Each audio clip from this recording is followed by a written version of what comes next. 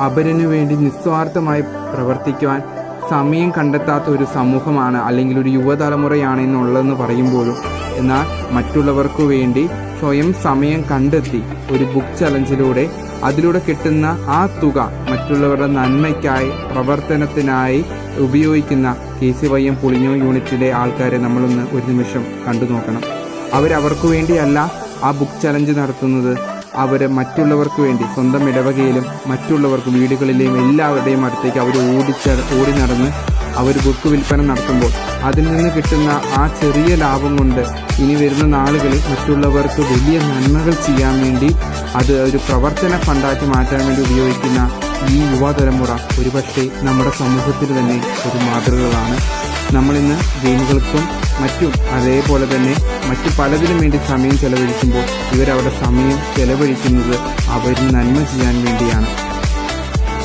ഒരുപക്ഷെ നമ്മുടെ ഈ ലോകത്തെ മാറ്റിമറിക്കാൻ ഇവർക്ക് സാധിക്കും.